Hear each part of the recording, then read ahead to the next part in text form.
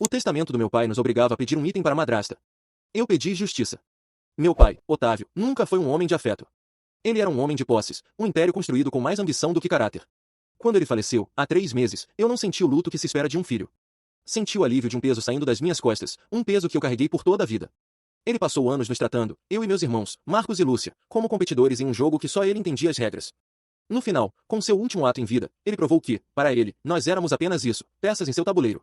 A leitura do testamento foi sua coroação final como rei da crueldade. Aconteceu na sala de reuniões fria de seus advogados. Estávamos presentes eu, meus irmãos, e a sua amada esposa, Cíntia, uma mulher 20 anos mais nova que ele, que entrou na nossa vida há apenas 2. Ela estava vestida em um luto caro e discreto, mas seus olhos brilhavam com uma vitória mal contida. O advogado leu, com uma voz monótona, que 99% do patrimônio multimilionário, as empresas, os imóveis, os investimentos, ficaria integralmente para ela. Para nós, os 3 filhos que carregavam seu sangue e aguentaram sua tirania, ele deixou uma cláusula. Uma única cláusula, projetada não para nos dar algo, mas para nos tirar o que restava, nossa dignidade. A cláusula dizia, a cada um dos meus filhos, Marcos, Lúcia e Rafael, concedo o direito de solicitar um único item que me pertenceu e que esteja na casa principal. O pedido deve ser feito por escrito, no prazo de 30 dias, e está sujeito à aprovação final de minha esposa, Cíntia, que tem o poder de veto. O silêncio na sala era pesado. Meu irmão, Marcos, cerrou os punhos com tanta força que os nós dos dedos ficaram brancos. Meu pai não nos deixou nada. Ele nos forçou a implorar por migalhas, e colocou a arma do poder na mão da mulher que nos via como seus rivais pelo dinheiro dele. A Cíntia, com o testamento em mãos, agora tinha o poder de nos humilhar um por um. E ela não perdeu tempo. A Cíntia não esperou nem o luto esfriar. Na semana seguinte, ela nos convocou para a casa principal, a mansão onde crescemos, que agora pertencia a ela. Ela nos recebeu na sala de estar, sentada na poltrona do meu pai como se fosse um trono, e nos chamou um por um, como se estivéssemos em uma entrevista de emprego para receber as sobras da nossa própria vida. Meu irmão mais velho, Marcos, foi o primeiro. Ele é um homem orgulhoso, mas eu o vi engolir esse orgulho pelo bem da memória da nossa família. Ele pediu, com a voz firme, o relógio de ouro que foi do nosso avô, e que nosso pai usou por toda a vida. Era a única lembrança física que ele queria do homem que, apesar de tudo, era nosso pai. Cíntia fez um teatro. Pegou o relógio em uma caixa de veludo, olhou para ele com um falso ar de tristeza e disse, ah, Marcos, querido, este relógio tem um valor sentimental tão grande para mim. Seu pai o usava quando nos conhecemos. Seria como arrancar um pedaço do meu coração. Pedido negado, sinto muito. Era uma mentira descarada. Meu pai odiava aquele relógio, só o usava em eventos formais. Marcos apenas assentiu, virou as costas e saiu da sala sem dizer uma palavra. Eu vi o ombro dele cair, como se o peso de anos de humilhação tivesse finalmente o quebrado. Depois foi minha irmã, Lúcia. Ela pediu o piano de cauda que ficava na sala de música. Nossa mãe, a primeira esposa do meu pai, falecida há anos, nos ensinou a tocar nossas primeiras notas naquele piano. Era a memória da nossa mãe, não do nosso pai. A resposta da Cíntia foi ainda mais cruel em sua banalidade. Impossível, Lúcia. O piano é a peça central da decoração da sala de estar. Ele simplesmente completa o ambiente. Não posso abrir mão dele. Pedido negado. Minha irmã começou a chorar, e a Cíntia apenas a observou com uma frieza de gelar os ossos, como se estivesse assistindo a uma cena de novela. Quando chegou a minha vez, eu já não sentia mais nada. A raiva tinha se transformado em uma clareza de propósito. Eu olhei para a Cíntia, sentada em sua poltrona, se deliciando com o nosso sofrimento, e entendi o jogo do meu pai. A herança não era o dinheiro. Era o poder de nos destruir uma última vez. E eu não ia jogar. Pedi um prazo para dar minha resposta. Ela concordou, achando que eu estava apenas adiando minha própria humilhação. Depois de ver meus irmãos serem despedaçados, eu sabia que não podia simplesmente pedir um objeto. Eu não queria um prêmio de consolação. Eu queria virar o jogo. Eu saí daquela casa com um único objetivo, encontrar uma rachadura na fortaleza que meu pai construiu. Eu não era advogado, mas aprendi com ele que todo contrato, todo documento, tem uma brecha. E um testamento é um contrato com um fantasma. Passei a semana seguinte fazendo algo que ninguém da minha família teve estômago para fazer, eu estudei a vida do meu pai. Não as memórias, mas os negócios. As transações. A forma como ele pensava. E, principalmente, passei cada hora vaga trancado no escritório de 2 advogados excelentes, lendo e relendo cada linha daquele testamento maldito. Meus irmãos achavam que eu estava perdendo tempo, que eu deveria apenas pedir o carro antigo e acabar logo com o sofrimento.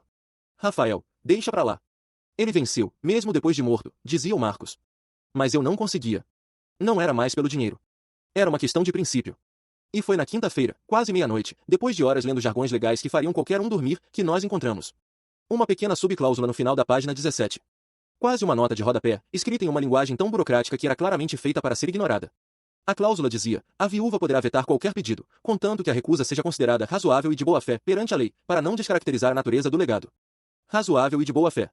Aquela frase brilhou na página. O advogado mais velho, Dr. Arantes, tirou os óculos e sorriu pela primeira vez em dias. Encontramos, ele disse. Encontramos a nossa arma. A Cíntia pode negar o que quiser, mas a recusa dela tem que ser defensável em um tribunal. Ela não pode negar por puro capricho ou maldade. O plano tomou forma. Eu não podia pedir um objeto caro, pois ela poderia argumentar que precisava dele para manter seu padrão de vida. Eu não podia pedir algo sentimental, pois ela usaria a desculpa do valor emocional. Eu precisava pedir algo que ela, moralmente e legalmente, não pudesse recusar sem se expor como uma pessoa de má fé. Eu precisava pedir algo abstrato, mas fundamental.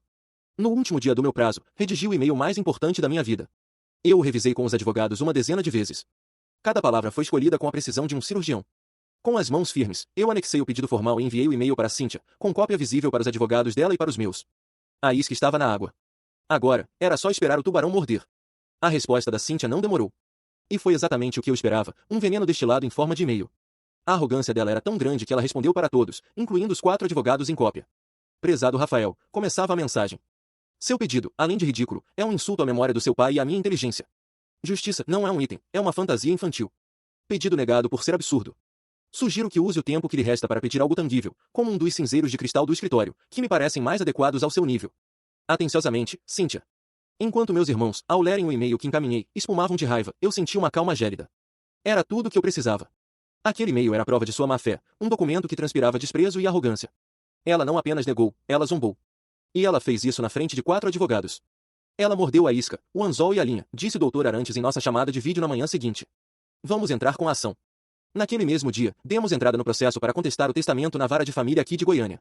O argumento central era cristalino. A cláusula do item único era, na verdade, uma cláusula de legado, e a recusa de Cynthia em conceder um pedido de justiça era a prova irrefutável de sua má-fé como inventariante, quebrando os termos do próprio testamento que a beneficiava. Ao ridicularizar o pedido, ela descaracterizou a natureza do legado, tornando-o uma ferramenta de humilhação, algo que a lei não permite. A primeira audiência de conciliação foi marcada para um mês depois. Foi a primeira vez que nos vimos desde o dia em que ela humilhou meus irmãos. Ela chegou acompanhada de 2 advogados caríssimos, vestindo um terninho de grife que provavelmente valia mais que o meu carro. Ela me olhou com um desprezo que quase podia ser tocado. A sessão foi uma performance. O advogado dela argumentou que meu pedido era uma chicana jurídica, uma tentativa de um filho invejoso de tumultuar um processo legítimo de herança. Ele disse que justiça era um conceito filosófico, não um bem a ser inventariado. E então foi a vez do Dr. Arantes. Ele não levantou a voz. Ele calmamente apresentou o e-mail da Cynthia como prova. Ele leu em voz alta a parte do cinzeiro de cristal. Ele argumentou, meritíssimo, não estamos aqui para debater filosofia, mas sim a boa-fé de uma inventariante. A lei exige que ela seja razoável. E eu pergunto, o que poderia ser mais razoável do que um filho, que se sente injustiçado pelo testamento do pai, pedir por justiça? E o que pode ser mais irrazoável e de maior má-fé do que a resposta que ele recebeu? O juiz, um homem que já devia ter visto de tudo, leu o e-mail da Cynthia em silêncio. Ele olhou para ela por cima dos óculos por um longo momento. A arrogância no rosto dela começou a vacilar, dando lugar a uma pitada de incerteza.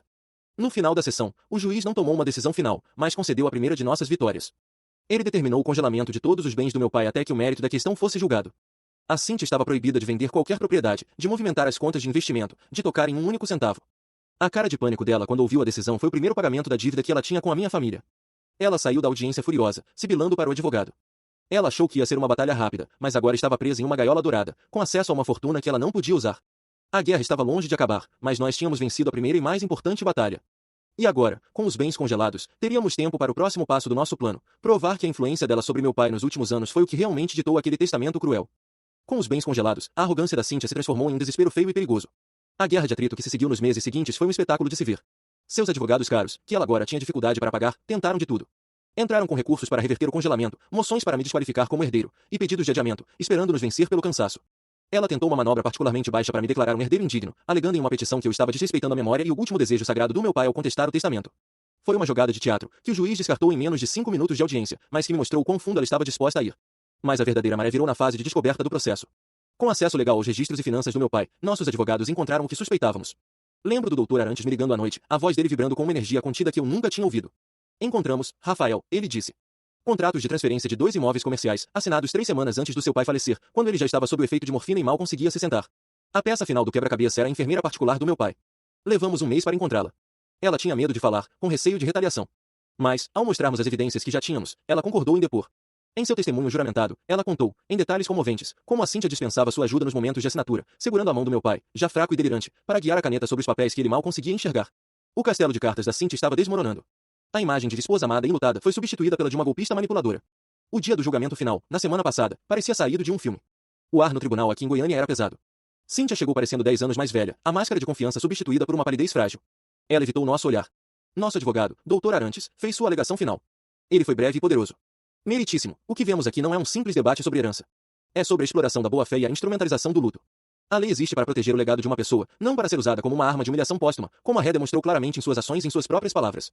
O juiz, um homem que já devia ter visto de tudo, leu sua decisão, e cada palavra era uma pá de cal nas ambições dela. Considerando o e-mail de resposta da inventariante, que demonstra claro escárnio e má-fé, ele começou, e considerando o testemunho crível sobre a condição debilitada do falecido na época da assinatura de contratos de transferência de bens, este tribunal declara o testamento em questão, bem como os contratos supracitados, inválidos por vício de consentimento e quebra de boa-fé. Eu vi o momento exato em que a compostura dela se quebrou. Um pequeno tique no olho, a forma como as mãos dela se agarraram à bolsa com força. O império dela tinha virado pó.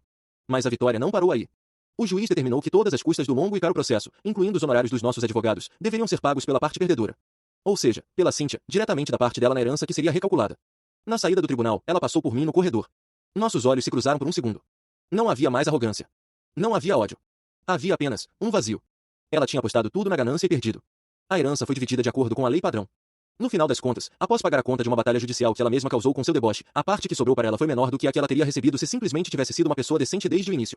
Naquela noite, pela primeira vez em anos, eu, Marcos e Lúcia jantamos juntos. Não falamos sobre o dinheiro. Falamos sobre nossa mãe, sobre o piano, sobre o relógio do avô. O processo não nos trouxe nosso pai de volta, mas, de uma forma estranha, ele nos trouxe de volta um ao outro. Na semana passada, com minha parte, criei uma pequena fundação em nome da minha mãe, para ajudar jovens músicos sem condições financeiras a comprarem seus primeiros instrumentos. Meu pai nunca nos deu nada em vida. Mas na morte, com sua última tentativa de crueldade, ele, sem querer, nos deu justiça. E isso, eu descobri, é um legado que dinheiro nenhum pode comprar.